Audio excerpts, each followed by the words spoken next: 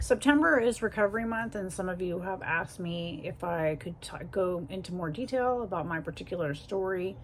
So, I ended up getting sober in 1998, but prior to that, I had been on and off substances, in and out of jail, in and out of homelessness, starting about 10 years of homelessness and substance use since around the time I was like 15 or 16. It started with like the usual, drinking and stuff like that. But I had been exposed to alcohol before I was 10, when I was like 8 years old. People giving you little sips of alcohol here and there, and like other sort of inappropriate things with children.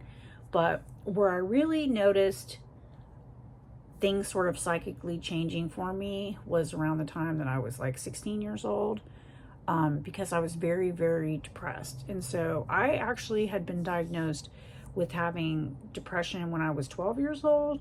I had been exhibiting like all the sort of classic behaviors of like not wanting to take a shower, wearing my pajamas all the time, not wanting to participate in life. But, back then, adolescent, treatment options were very, very limited. And also my parents were in a lot of denial because of problems that they had between the two of them. So what had happened for me is that when I fell off sort of, into experimenting with substances, as people do, when they leave the house and they get out into the world, it was very, very quickly that like my experiences and my cravings and my desires were very, very different from my peers, and that's all I wanted to do.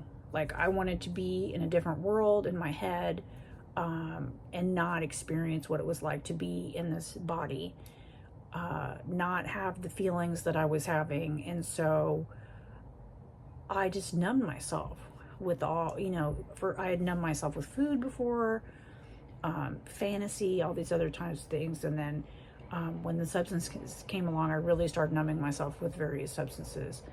And that led me into very dark places. I mean, did I have fun at all? I mean, in the early stages, I would say yes, because obviously, why would I do something like that unless it was fun? But very quickly, bad things would start to happen to me. And then I would just cover them up with like more substances, more alcohol, until I ended up, moving states, moving relationships.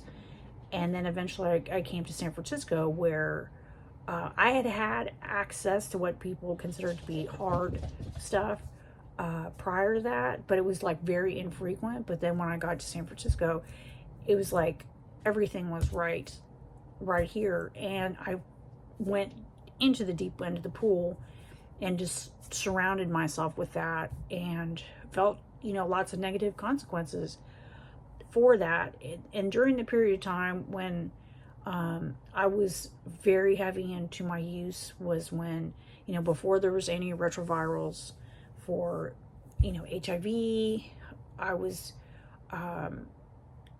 surrounded by people who were, contracting the virus. And then within a couple of years, many of them died.